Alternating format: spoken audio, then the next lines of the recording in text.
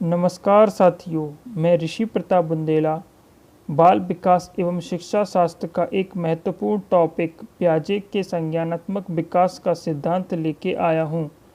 इस टॉपिक से हर एक टीचिंग एग्ज़ाम, चाहे वो एमपी टेट हो, सी टेट हो, यूपी टेट हो या अदर कोई टीचिंग एग्ज़ाम, इससे 2 या 3 क्वेश्चन हमेशा आते रहे हैं। तो ये एक महत्वपूर्ण टॉपिक है।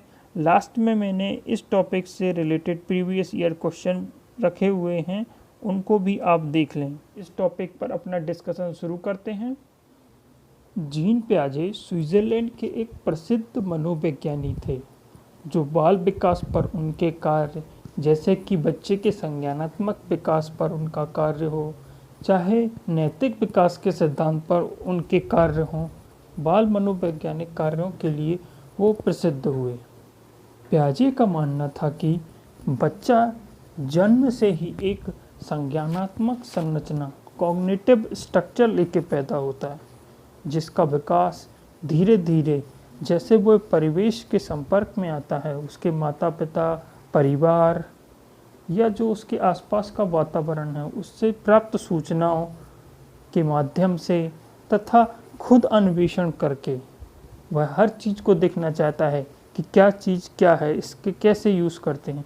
जैसे आपने कई बार बच्चों को देखा होगा कि जब आप उनको कोई चीज़ देते हैं तो वो तुरंत मुंह में ले लेते हैं, उनको देखना चाहते हैं क्या है, तुरंत फेंक देते हैं। इस टाइप से वो धीरे धीरे खुद ही अन्वेषण करने लगते हैं और इसलिए बच्चों को पियाजे ने लिटिल साइंटिस्ट भी कहा। और जैसे जैसे बच्चे की आयु बढ़ती जाती है, उसके संज्ञान का विकास धीरे धीरे और तेज बढ़ता जाता है और मैक्सिमम ग्रोथ जो संज्ञान की होती है वो बच्चे में 14 से 15 की उम्र तक हो जाती है। पियाजे के अनुसार बच्चे का संज्ञानात्मक विकास शैशवावस्था से लेकर किशोरावस्था तक एक अवस्थाओं की एक श्रृंखला में होता है और हर एक अवस्था में उसके कुछ विशेष लक्षण, व्यवहार व विशेषताएं होती हैं। आगे हम इन्हीं अवस्थाओं के बारे में चर्चा करते हैं। अब संज्ञानात्मक विकास की अवस्थाओं के बारे में चर्चा करते हैं। ये अवस्थाएं कुल मिलाकर 4 हैं, जो शैशवावस्था से लेकर किशोरावस्था तक एक निश्चित क्रम में आती हैं। तो पहली अवस्था है संवेदीय पेशीय अवस्था, सेंसरी मोटर स्टेज। इस अवस्था में बच्चे की आयु जन्म से लेकर 2 वर्ष होती है। इसकी प्रमुख विशेषताएं हैं ज्ञानेंद्रियों द्वारा सीखना। इस अवस्था में बच्चे का संज्ञानात्मक विकास इतने अच्छे से नहीं हो पाता है, तो वो जो एक्टिविटी करते हैं वो ज़्यादातर ज्ञानेंद्रियों द्वारा कंट्रोल्ड होती हैं। 5 ज्ञानेंद्रियों द्वारा वो इन एक्टिविटीज़ को परफॉर्म करता है। इससे रिलेटेड एक क्वेश्चन भी अक्सर आता है कि कौन सी अवस्था में बच्चा ज्ञानेंद्रियों द्वारा सोचता है, तो आंसर होगा संवेदीय पेशीय अवस्था। इसका मैं एक उदाहरण देता हूँ कि जब बच्चा को हम उसकी हथेली पर कुछ रखते हैं तो वो तुरंत ही उसे पकड़ लेता है। अगर वो देख भी नहीं रहा हो तब भी वो उसके हाथ अपने आप किसी चीज़ को पकड़ लेते हैं। अगली विशेषता की बात करता हूँ वस्तु स्थायित्व, ऑब्जेक्ट परमानेंस। इस अवस्था में जब बच्चा 8 महीने से छोटा होता है तो वो जब उसके सामने कोई वस्तु रखी हुई होती है तब तक वो सोचता है कि वो वस्तु है, एग्जिस्ट करती है। जैसे कोई खिलौना है उसके सामने है तब तक वो सोचता है कि हाँ वो चीज़ है, लेकिन जैसे ही उसके पास से वो हट जाती है तो वो समझता है वो खिलौना है ही नहीं, एग्जिस्ट ही नहीं करता। लेकिन जैसे जैसे उसकी एज बढ़ती है वैसे वैसे उसमें स्थायित्व तो आ जाता है कि हाँ वो चीज़ है और कहीं छुपा दी गई है। तो 8 महीने के बाद उसमें वस्तु स्थायित्व तो आ जाता है। अगली विशेषता है अनुकरण की प्रवृत्ति। बच्चा अपने बड़ों को देख के उनकी नकल करना स्टार्ट कर देता है। इसमें पहले पहले तो वो उनके सामने नकल करता है, लेकिन जैसे जैसे बड़ा होता है तो वो अकेले में भी उनकी नकल करने लगता है। चलिए अब अगली अवस्था पर चलते हैं। अगली अवस्था है पूर्व संक्रियात्मक अवस्था। इस अवस्था में बच्चे की आयु 2 वर्ष से 7 वर्ष होती है। इसकी प्रमुख विशेषताएं हैं, प्रतिक्रियात्मक विचार विकसित होते हैं।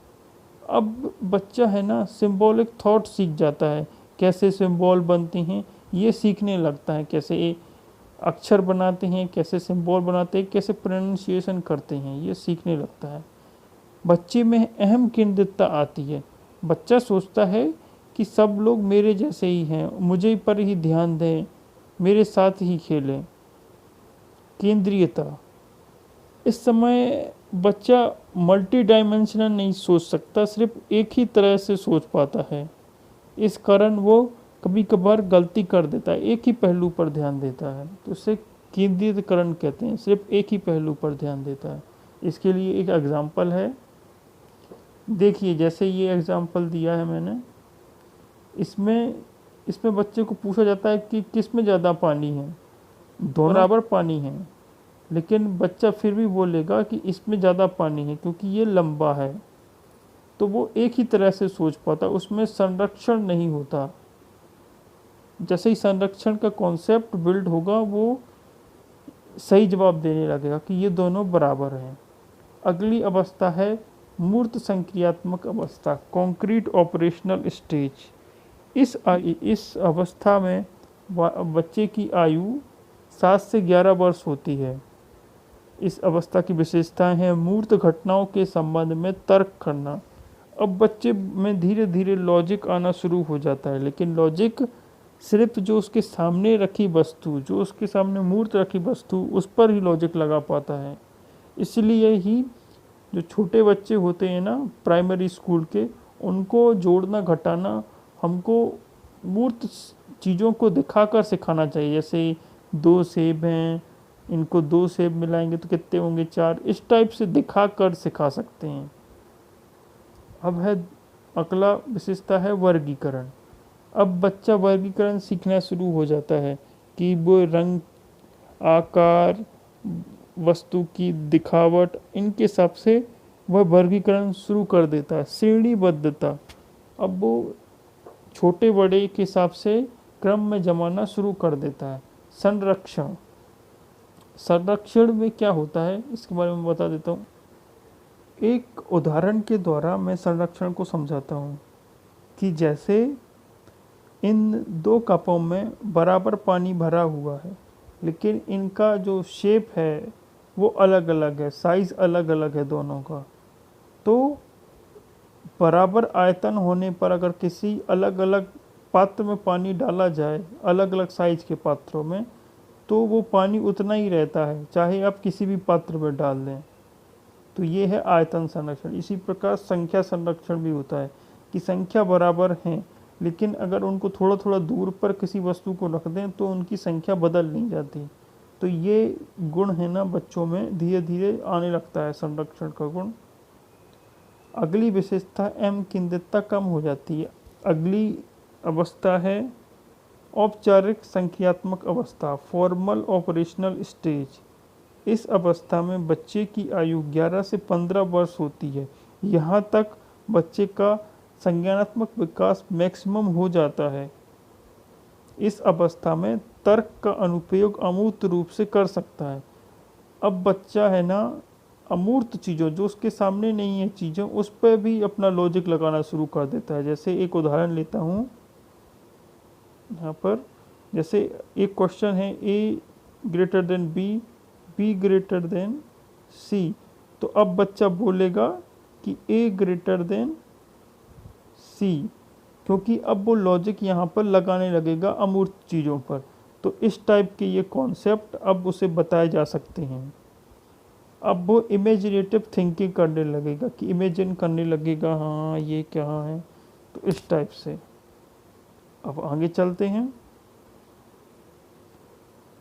ये कुछ महत्वपूर्ण बिंदु पियाजे ने बताए हैं, हम एक एक को डिस्कस कर। पहला पॉइंट है स्कीमा। स्कीमा एक संज्ञानात्मक संरचना होती है जो व्यक्ति विशेष के मस्तिष्क में किसी वस्तु, स्थान, व्यक्ति के बारे में सूचना एवं रूपरेखा तैयार करने के लिए विद्यमान होती है। तो स्कीमा एक ऐसा स्ट्रक्चर होता है जिसके माध्यम से कोई वस्तु हमारे सामने जो आती है हम उसका स्कीमा बना लेते हैं, तो अगली बार जब हम वही वस्तु देखते हैं तो हम उसके द्वारा उसको पहचान सकते हैं। तो ये एक टाइप से रूपरेखा बनाती है किसी वस्तु, स्थान या व्यक्ति के बारे में, और जिसके द्वारा हम सीखते हैं कि ये चीज़ क्या है। और बाकी इन तीनों के बारे में मैं आगे एक एग्जाम्पल के थ्रू बताता हूँ। एग्जाम्पल लेते हैं। सबसे पहले बच्चे ने एक बिल्ली को देखा। बिल्ली के 4 पैर होते हैं, एक पूँछ होती है और म्याऊ आवाज़ निकालती है। बच्चे ने ये चीज़ अपने स्कीमा में जोड़ ली और पेरेंट्स ने उसने बताया कि इसे बिल्ली कहते हैं। अभी ये संतुलन की स्थिति में पहले उसने आत्मसात किया इन्फॉर्मेशन को।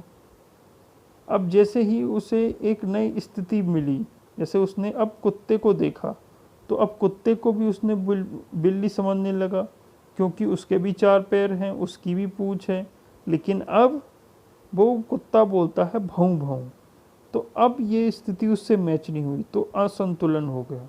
असंतुलन की स्थिति में उसके माँ बाप बोलेंगे कि बेटा ये बिल्ली नहीं कुत्ता है, तो वो अब स्कीमा जो उसने बनाया था बिल्ली के बारे में, अब उसे वो समायोजित कर लेगा, उसे चेंज कर लेगा, मॉडिफाई कर लेगा। चलिए अब हम इनके बारे में बताते हैं। तो इसी प्रकार एकोमोडेशन क्या है, आत्मसातीकरण क्या है? जब बच्चा नई सूचना को उसके स्कीमा में सूचना एकत्रित करता है, उसे आत्मसातीकरण कहते हैं। सूचना नहीं है। जब बच्चा नई सूचनाओं को उसके स्कीमा में एकत्रित करता है तो उसे आत्मसातीकरण कहते हैं। अब है समायोजन, एकोमोडेशन। जब बालक के स्कीमा में उपस्थित पूर्व ज्ञान में संशोधन किया जाता है तो उसे समायोजन कहते हैं। जैसे हमने एग्जाम्पल में समझा है, इक्विलिब्रियम या संतुलन, यह एक संज्ञानात्मक संतुलन है जिसमें नई सूचना एवं पुरानी सूचना के बीच संतुलन बना रहता है। ठीक है, तो ये आप पढ़ लीजिएगा पूरा, मैंने एग्जाम्पल से समझा दिया। अब कुछ प्रीवियस ईयर क्वेश्चन ले लेते हैं। पहला क्वेश्चन है, पियाजे named potential ability and ability. पियाजे के क्षमताओं एवं योग्यताओं को यह नाम दिया गया है। तो यहाँ पर ऑप्शन दिए गए, स्कीमा, एकोमोडेशन, समायोजन, अहम केंद्रितता, आत्मसातीकरण। तो यहाँ पर क्या बोला गया है? Potential ability. तो पोटेंशियल एंड एबिलिटी किस में होती है? उन किस चीज़ को ध्यान में रखते हैं, स्कीमा बनाते हैं, तो वो होता है स्कीमा, जिसमें हम चीज़ों को ग्रहण करते हैं। पोटेंशियल, जो हमारी पोटेंशियल एबिलिटी बताती है कि ये कितना ध्यान रख सकता है, तो वो आंसर हो गया स्कीमा। अगला क्वेश्चन है, which of the following principle refers to the understanding that object continue to exist even when they can not be sensed. निम्नलिखित में से कौन सा सिद्धांत इस समझ को संदर्भित करता है कि वस्तुएं तब भी मौजूद रहती हैं जब उन्हें देखा या अनुभव नहीं किया जा सकता? तो ये मैंने बताया है आपको, इसको कहते हैं ऑब्जेक्ट परमानेंस। जब वस्तु आपके सामने है और जब आपसे दूर ले जाते हैं तब आप समझते हैं कि हाँ वो एग्जिस्ट करती है, कहीं छुप गई है, तो उसे कहते हैं ऑब्जेक्ट परमानेंस।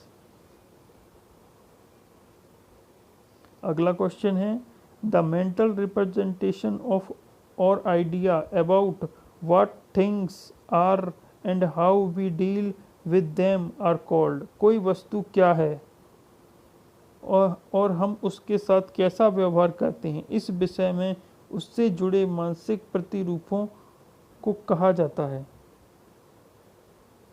तो देखिए, कोई वस्तु क्या है, इसमें मैंने बताया कि वस्तु का स्कीमा बना लेते हैं कि वस्तु को हम कैसे पहचानते हैं कि उसका स्कीमा बना के अपने दिमाग में सेट कर लेते हैं। जब वो अपने सामने आती है कोई चीज़ तो हम उसे पहचानते हैं, कैसे व्यवहार करना है, ये सब स्कीमा बन जाता है। तो इसका आंसर भी होगा स्कीमा।